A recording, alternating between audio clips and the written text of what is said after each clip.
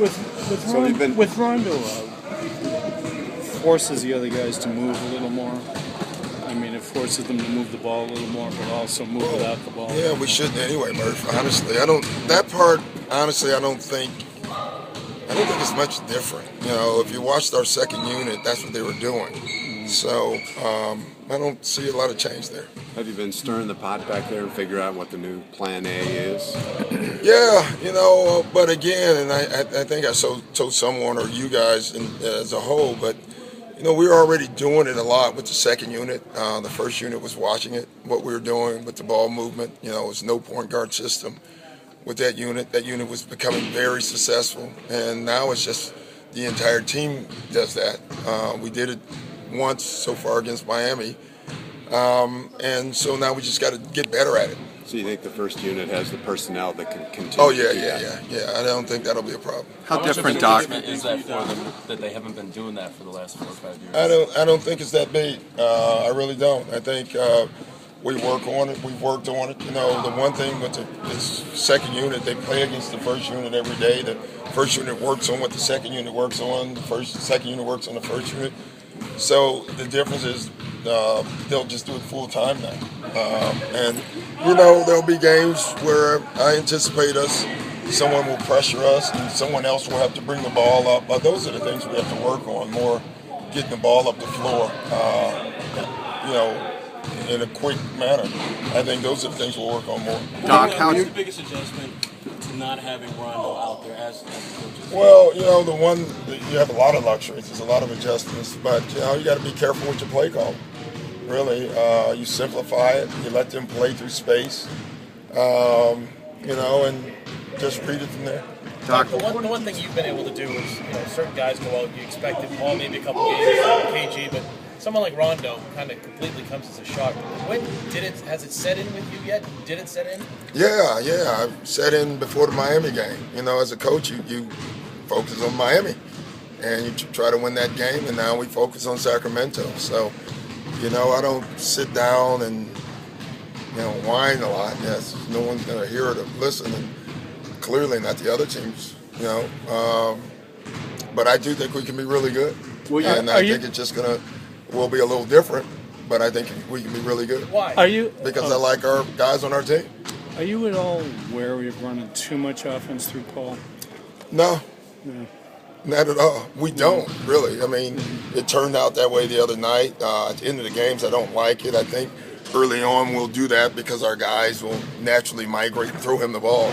You know, I don't think Miami worries about running too much offense through LeBron.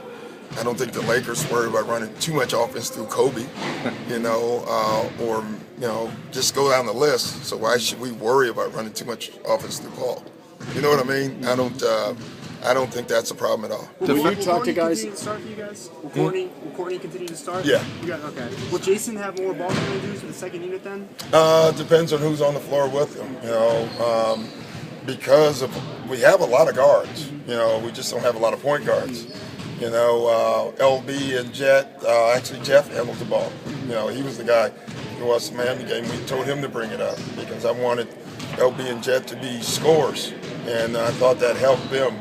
But I think it's going to go game to game in that way, and that's the adjustment, if anything, is, you know, if LB has a guy that's pressuring him, I don't want him bringing the ball up. If we're playing a team that has two guards that can pressure both guys, I don't want either one of them bring the ball up. And you don't know that until each game starts. You know, before it didn't matter. You gave that no thought. Rondo was bringing the ball up. You know, now we have to really be focused on where their pressure is coming from. You know, think back of the Bulls back with Michael. You know, they had three guys. We pressured, you know, as a player, if we pressured B.J. Armstrong, Michael brought it up. We pressured Michael, Scotty brought it up. And it's not that hard to do. It's just different for us. So it could be a point guard. There really is no different roles. That's the point I'm making. There really, literally is no different roles. I don't want a guy to now think he's Rondo or anything like that. Everyone's going to play the same role. The only different thing is someone else may bring the ball up and then pass it. That's the only difference. That's it. Is this point guard by committee, Doc? Is that the way you're looking at it? It's just basketball. There's no point guard. It's just basketball by committee. Have you coached the team? Sorry. I have I had some teams in Orlando. Darrell Armstrong was my point guard. He's a little like Jet, and Grant Hill brought it up. We had the year with Grant Hill, Mike Miller, and Darrell Armstrong, and whoever brought it up.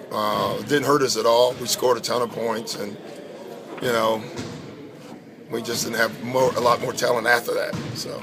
The fact the rest of the guards on the bench are going to have consistent minutes now, do you think that'll help them find that? Yeah, I think consistency always helps. I think it'll help Jet in some ways just because, he'll have the ball at times, probably more. And it may hurt some guys. You just don't know. That's the unanswered question is I'm hoping it helps some guys, but you never know. How big of a game was Sunday for Jeff Green, do you think, Doc? Well, every game that he plays well is a big game for him. It's crazy. The New York game was a great game for him. We didn't win the game, but I just thought he defended Carmelo throughout the game, down the stretch. Probably a big game for me as far as my mental leaving Jeff on him. New York. And that allowed me to leave him on LeBron, even when LeBron scored or not. It's like, I don't know, Kevin Eastman, one of my coaches, it's amazing. We keep saying Jeff had a great game. LeBron had 34 points, and yet you still like the points that he had. He only had 2 or 3 at the basket. The fact that we shot more free throws than Miami that might be the first time in 5 years someone shot more free throws than Miami in a game, and that was great. Doc, you've talked about the transition game all season long. How does the loss of Rondo affect that? Well, just the advanced pass.